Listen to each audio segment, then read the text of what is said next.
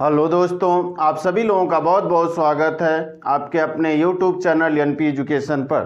देखिए, आज हम लोग सीटेट मैथ में भाग पढ़ेंगे यानी डिवीज़न। देखिए, अगर भाग की हम बात करें तो भाग की अवधारणा से हमारा तात्पर्य क्या है। अब आइए देखते हैं भाग की अवधारणा क्या है। भाग की अवधारणा यानी कि अगर भाग की अवधारणा की बात करें तो हम इसको लिख सकते हैं कि जब किसी संख्या में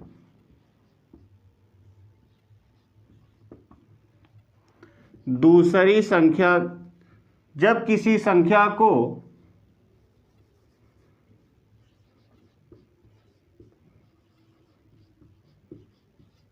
दूसरी संख्या से विभाजित किया जाता है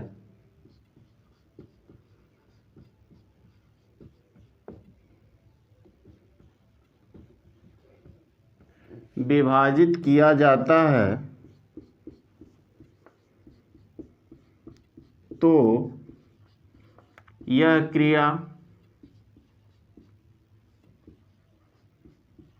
भाग कहलाती है।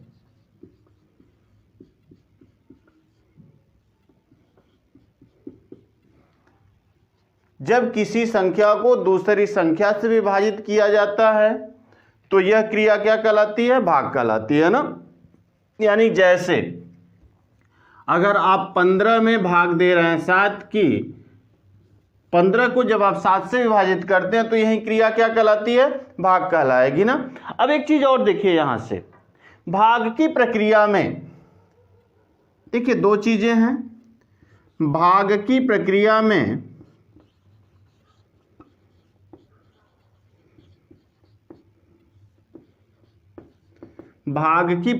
में जिसे विभाजित किया जाता है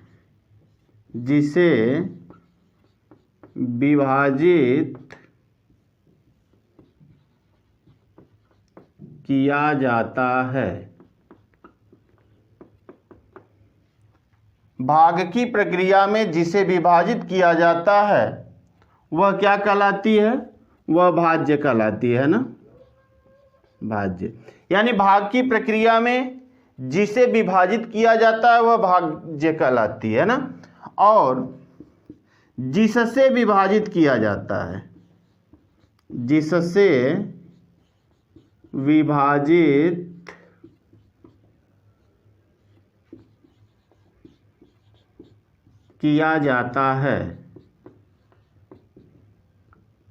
वह क्या कहलाती है? तो वह जो होती है भाजक। यानी भाग की प्रक्रिया में जिसे विभाजित किया जाता है वह भाज्य कहलाती है और जिससे विभाजित किया जाता है वह क्या कहलाती है? भाजक कहलाती है ना। और जो यह बताता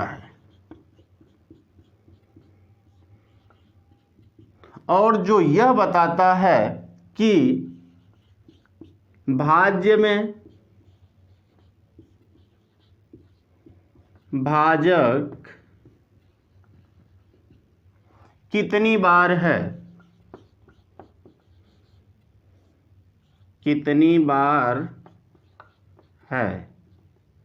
वह क्या कहलाएगा? वह भागफल कहलाएगा ना। देखिए, पहली बात, भाग की प्रक्रिया में जिसे विभाजित किया जाता है वह भाज्य कहलाता है, जिससे विभाजित किया जाता है वह भाजक कहलाता है, और जो यह बताता है कि भाज्य में भाजक कितनी बार है वह भागफल कहलाता है ना। और दूसरा चीज, यदि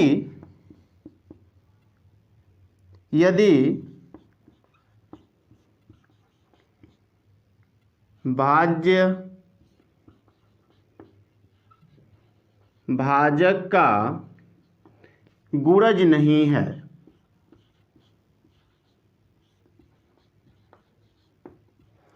यदि भाज्य भाजक का गुणज नहीं है तो जो संख्या यदि भाज्य भाजक का गुणज नहीं है तो जो संख्या प्राप्त होती है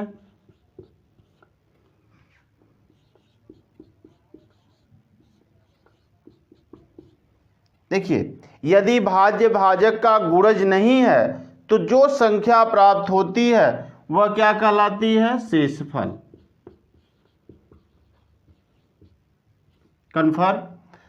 देखिए, यहां सीटेट से क्वेश्चन पूछा जाता है। भाग्य की अवधारणा पहले समझ लें। जब किसी संख्या को दूसरी संख्या से विभाजित किया जाता है तो यह क्रिया भाग कहलाती है। जैसे 15 को हम 7 से विभाजित करें तो यह क्रिया क्या कहलाएगी? भाग कहलाएगी ना। और भाग की प्रक्रिया में जिसे विभाजित किया जाता है वह भाज्य कहलाता है, जिससे विभाजित किया जाता है वह भाजक कहलाता है। जो यह बताता है कि भाज्य में भाजक कितनी बार है वह भागफल कहलाता है। यदि भाज्य भाजक का गुणज नहीं है तो जो संख्या प्राप्त होती है उसे हम क्या कहते हैं? शेषफल कहते हैं ना। यदि भाज्य भाजक का गुणज नहीं है तो जो संख्या प्राप्त होती है उसे हम शेषफल कहते हैं। आइए समझिए। देखिए, भाज्य भाजक और शेषफल क्या है, आइए इसे समझते हैं। क्योंकि यहां से जो क्वेश्चन बनता है, हमेशा सीटेट में यहां से क्वेश्चन बनाया जाता है और जो क्वेश्चन पूछे गए हम उन क्वेश्चनों को भी करेंगे। आइए, पहली बात, जैसे हमने अभी देखा ना कि अगर कहा जाए कि 15 में किसकी भाग करना है? 7 की, तो 7 दूनी के 14, अर्थात एक शेष बचा। यानी कि हम कह सकते हैं कि इसमें देखिए, यह क्या है? जो 15 है वह क्या है? भाज्य है ना। और यह जो 7 है वह क्या है? भाजक है।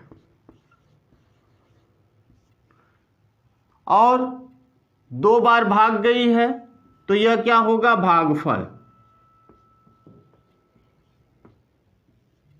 और एक जो संख्या प्राप्त हुई है यह क्या है? शेषफल। देखिए, यही हमने पढ़ा था कि भागफल की प्रक्रिया में जिसमें जिस संख्या को हम विभाजित करते हैं उसे भाज्य कहते हैं, जिससे विभाजित करते हैं उसे भाजक कहते हैं। और जो यह बताता है कि भाज्य में भाजक कितनी बार है, तो देखिए 15 में 7 कितनी बार है? 2 बार है, इसलिए यह भागफल हो गया। और जो यदि जो भाज्य है भाजक का, यदि जो भाज्य है भाजक का गुणज नहीं है तो जो संख्या प्राप्त होती है उसे शेषफल कहते हैं। यानी शेषफल जो एक प्राप्त हुआ, क्योंकि यह 15 जो है 7 का क्या है? गुणज नहीं है, इसलिए जो शेषफल बचा 1 वह क्या हो जाएगा? जो अंत में जो संख्या प्राप्त हुई यानी 1 वह क्या होगा? शेषफल होगा ना। यानी कि अगर आपसे कहा जाए कि 15 भागे 7, 15 भागे 7 अगर हम करेंगे तो देखिए 15 में भाग 7 की करेंगे तो यानी 15 क्या है? भाज्य होगा, 7 भाजक होगा, 2 बार भाग गई तो 2 भागफल होगा, एक शेष बच गया तो एक शेषफल होगा ना। एक संख्या अंत में प्राप्त हो गई जो नहीं कटी तो वह क्या हो जाएगा? शेषफल हो जाएगा। अब देखिए दूसरी चीज समझें। भाज्य भाजक भागफल और शेषफल में क्या संबंध होता है? देखिए, भाज्य भाजक शेषफल, भागफल और शेषफल में संबंध। भागफल और शेषफल में संबंध। देखिए, भाज्य भाजक भागफल और शेषफल में संबंध। तो देखिए, भाज्य बराबर होता है, भाज्य बराबर क्या होता है? तो भाज्य बराबर होता है भाजक, या इसको आप कर सकते हैं भागफल भागफल गुणे भाजक धन शेषफल। यानी कि बात करें तो भाज्य बराबर क्या होगा, भागफल गुणे भाजक धन शेषफल। जैसे अगर कहा जाए, देखिए जैसे एग्जाम्पल हम कहें कि किसी संख्या में 15 से भाग देने पर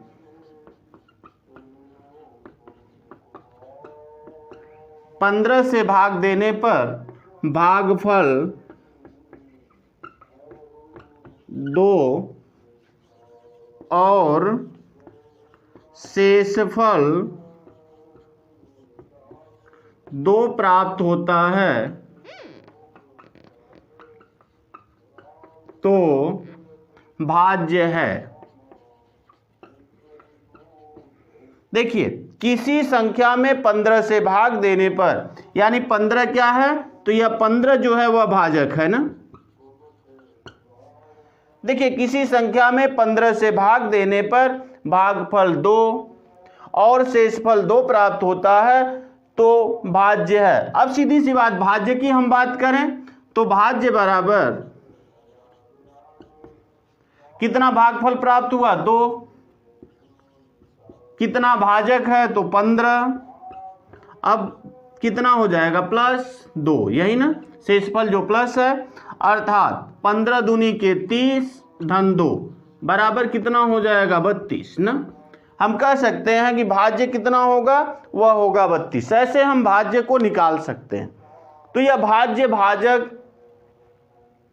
भाजक भागफल और शेषफल का जो संबंध है, भाज्य बराबर भागफल गुणे भाजक धन शेषफल, इस आधार पे हम निकाल सकते हैं ना। आइए देखिए क्वेश्चन जो पूछा गया था सीटेट के एग्जाम में, उस क्वेश्चन की हम बात करते हैं। क्वेश्चन क्या पूछा गया था, क्योंकि अब तक हमने गणितीय संक्रियाओं में 4 चीजों को पढ़ लिया। कौन कौन, देखिए पहला हमने पढ़ा जोड़, फिर दूसरा पढ़ा घटाना, तीसरा पढ़ा गुणा और चौथा पढ़ा भाग। यानी कि हमने चारों को पढ़ लिया, जोड़ घटाना गुणा और भाग। इससे देखिए सीटेट में क्वेश्चन पूछा जाता है। सीटेट में क्वेश्चन कैसे पूछा गया, ये क्वेश्चन की बात करते हैं। अंक गणित की 4 मूलभूत संक्रियाएं हैं। क्वेश्चन जो पूछा गया था, अंक गणित की 4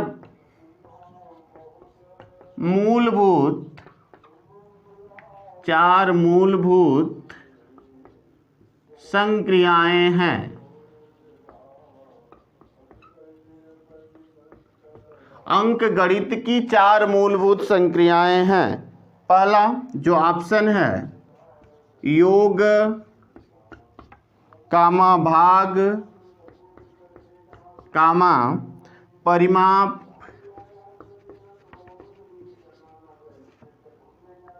और क्षेत्रफल ज्ञात करना, और क्षेत्रफल ज्ञात करना। बी ऑप्शन जो दिया गया, परिकलन कामा संगणना कामा रचना करना और समीकरण बनाना। रचना करना और समीकरण बनाना। सी ऑप्शन जो दिया गया, योग गुणा भिन्नों का दशमलव में बदलना, भिन्नों का दशमलव में बदलना, भिन्नों का दशमलव में बदलना और सम आकृतियों की रचना करना, आकृतियों की रचना करना। और जो डी ऑप्शन दिया गया था, योग व्यवकलन कामा गुणा और भाग।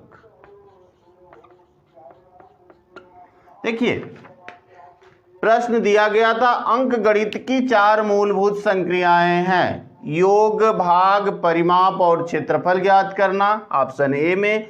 बी है परिकलन, संगणना, रचना करना और समीकरण बनाना। सी ऑप्शन योग गुणा भिन्नों का दशमलव में बदलना और सम आकृतियों की रचना करना। डी ऑप्शन दिया गया योग व्यवकलन, व्यवकलन को देखिए हम घटाना कहते हैं, योग घटाना गुणा और भाग। तो गणित की 4 मूलभूत जो संक्रियाएं हैं वह कौन हैं, तो जोड़, घटाना, गुणा और भाग। अर्थात ऑप्शन कौन सा सही होगा, तो ऑप्शन नंबर डी हो जाएगा, क्योंकि गणित की 4 मूलभूत संक्रियाएं हैं, जोड़, घटाना, गुणा और भाग ना। तो देखिए आज के लिए इतना ही, फिर अगले पार्ट में हम लोग कुछ महत्वपूर्ण प्रश्नों को लेके आएंगे। तब तक के लिए धन्यवाद।